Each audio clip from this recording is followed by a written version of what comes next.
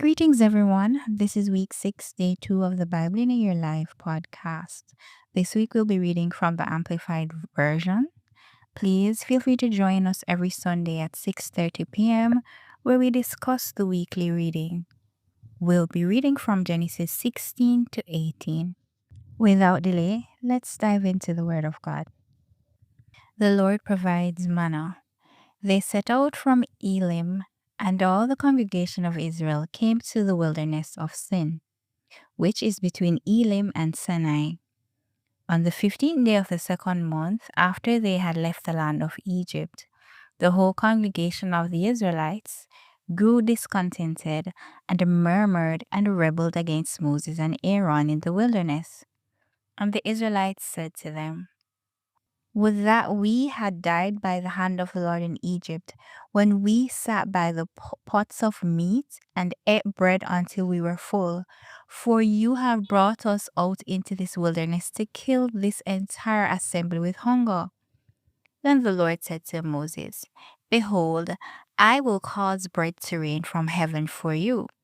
The people shall go out and gather a day's portion every day, so that I may test them to determine whether or not they will walk obediently in my instruction. And it shall be that on the 6th day they shall prepare to bring in twice as much as they gather daily, so that they will not need to gather on the 7th day. So Moses and Aaron said to all Israel, At evening you shall know that the Lord has brought you out of the land of Egypt. And in the morning you will see the glory of the Lord, for he hears your murmurings against the Lord. What are we that you murmur and rebel against us? The Lord provides meat. Moses said, This will happen when the Lord gives you meat to eat in the evening, and in the morning enough bread to be fully satisfied, because the Lord has heard your murmurings against him. For what are we? Your murmurings are not against us, but against the Lord. Then Moses said to Aaron, Say to all the congregation of Israel, Approach the Lord, because he has heard your murmurings. So it happened that as Aaron spoke to the whole congregation of Israel, they looked toward the wilderness, and behold, the glory and brilliance of the Lord appeared in the cloud. The Lord spoke to Moses, saying, I have heard the murmurings of the Israelites. Speak to them, saying, At twilight you shall eat meat, and in the morning you shall be filled with bread, and you shall know that I am the Lord your God. So in the evening the quails came up and covered the camp, and in the morning there was a blanket of dew around the camp. When the layer of dew evaporated on the surface of the wilderness, there was a fine flake-like thing, as fine as frost on the ground. When the Israelites saw it, they said to one another, What is this? For they did not know what it was. And Moses said to them, This is the bread which the Lord has given you to eat.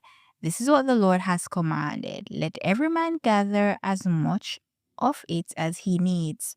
Then take an omer for each person, according to the number of people each of you has in his tent.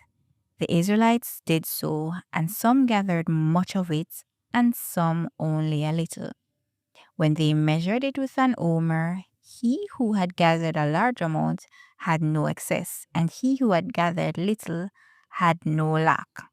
Every man gathered according to his need, or his family size. Moses said, Let none of it be left overnight until the next morning. But they did not listen to Moses, and some left a supply of it until morning. And it bred worms and became foul and rotten, and Moses was angry with them. So they gathered it every morning, each as much as he needed, because when the sun was hot, it melted. The Sabbath observed. Now on the 6th day they gathered twice as much bread, 2 omers for each person, and all the leaders of the congregation came and told Moses.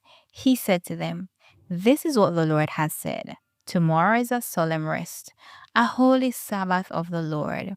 Bake and boil what you will bake and boil today. and all the remains left over put aside for yourselves to keep until morning. They put it aside until morning, and Moses told them, and it did not become foul, nor was it wormy. Then Moses said, Eat that today, for today is Sabbath to the Lord. Today you will not find it in the field. 6 days you shall gather it, but on the seventh day, the Sabbath, there will be none in the field. Now on the seventh day, some of the people went out to gather, but they found none. Then the Lord said to Moses, How long do you people refuse to keep my commandments and my instructions? See, the Lord has given you Sabbath. Therefore, he gives you the bread for 2 days on the sixth day. Let every man stay in his place.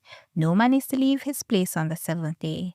So the people rested on the seventh day. The house of Israel called the bread manna. It was like a coriander seed, white, and it tasted like flat pastry or wafers made with honey.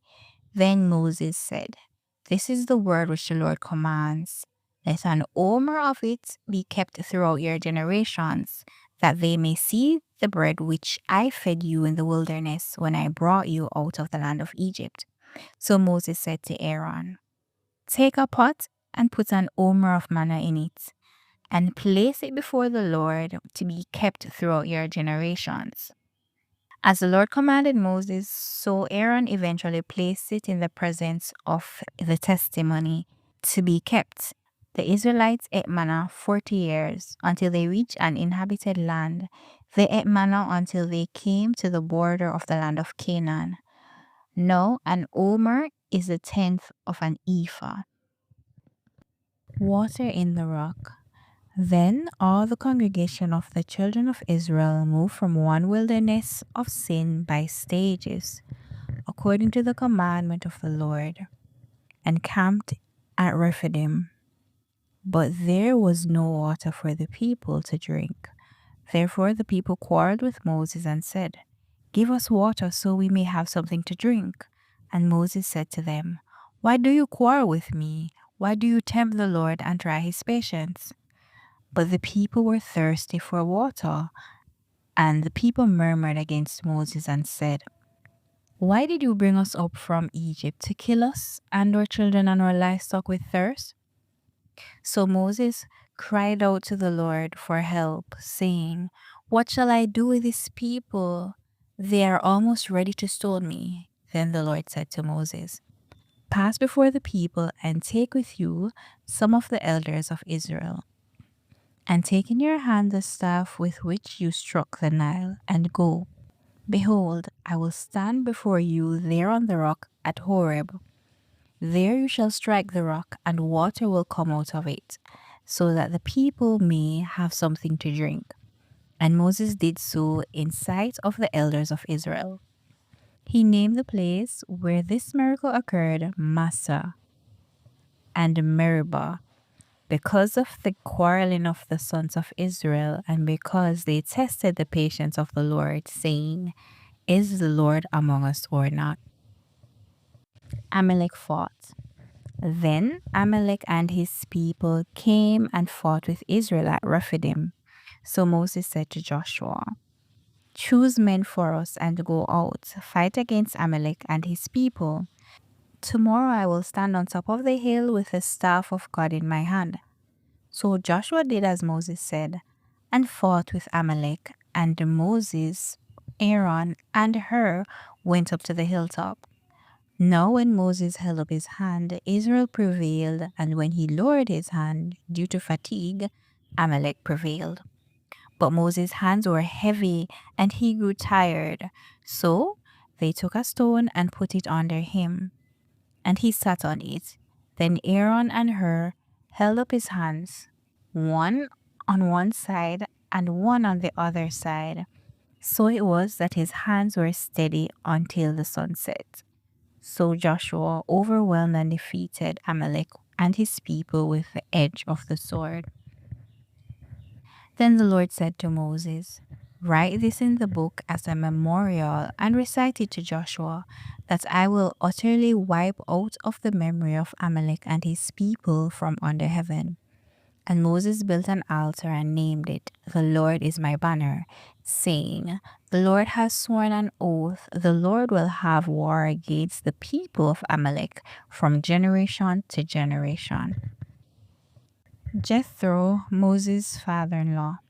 Know Jethro, Ruel, the priest of Midian, Moses' father-in-law, heard of all that God had done for Moses and for Israel, his people, and that the Lord had brought Israel out of Egypt.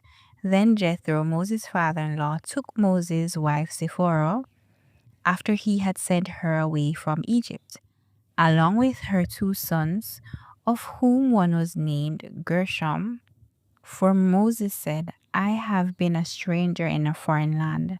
The other son was named Eleazar. For Moses said, "The God of my father was my help, and he rescued me from the sword of Pharaoh." Then Jethro, Moses' father-in-law, came with Moses' sons and his wife to join Moses in the wilderness, where he was camped, at the mountain of God, that is, Mount Sinai in Horeb. He sent a message to Moses, "I, your father-in-law Jethro, am coming to you with your wife and her sons who are with her." So Moses went out to meet his father-in-law, and he bowed down in respect and kissed him. They asked each other about their well-being and went into the tent. Moses told his father-in-law about all the Lord had done to Pharaoh and the Egyptians for Israel's sake, and about all the hardship that had happened during the journey, and how the Lord had rescued them. Jethro rejoiced over all the good things the Lord had done to Israel, in that he had rescued them from the hand of the Egyptians.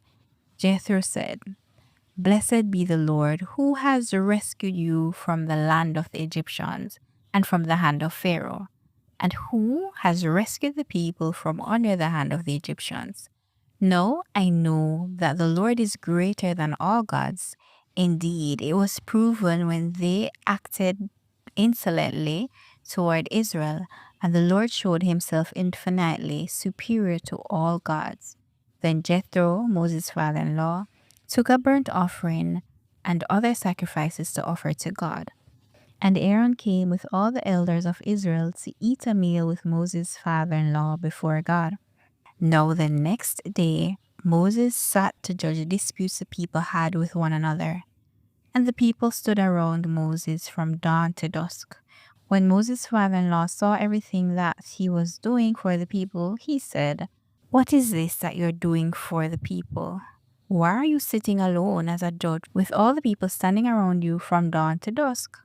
Moses said to his father-in-law, "Because the people come to me to ask about the will of God. When they have a dispute, they come to me, and I judge between man and his neighbor, and I make know the statutes of God and his laws." Jethro counsels Moses. After Moses' father-in-law said to him, "The thing that you are doing is not good. You will certainly wear out both yourselves and these people who are with you. Because the task is too heavy for you to bear, you cannot do it alone. Now listen to me. I will advise you, and may God be with you to confirm my advice. You shall represent the people before God. You shall bring their disputes and causes to him. You shall teach them the decrees and laws. You shall show them the way they are to live and the work they are to do. Furthermore, you shall select from the people competent men who reverently fear God, men of truth, those who hate dishonest gain. You shall place these over the people as leaders of thousands, of hundreds, of fifties, and of tens. They shall judge the people at all times. Have them bring every major dispute to you, but let them judge every minor dispute themselves. So it will be easier for you, and they will bear the burden with you. If you will do this thing, and God so commands you, then you will be able to endure the responsibility, and all these people will also go back to their tents in peace." So Moses listened to his father-in-law and did everything that he said. Moses chose able men from all Israel and made them heads over the people, leaders of thousands, of hundreds, of fifties, and of tens, from the highest to the lowest judicial levels. And they judged the people at all times. They would bring the difficult cases to Moses, but every minor dispute they judged and decided themselves. Then Moses said goodbye to his father in law, and Jethro went back to his own land, Midian. Amen.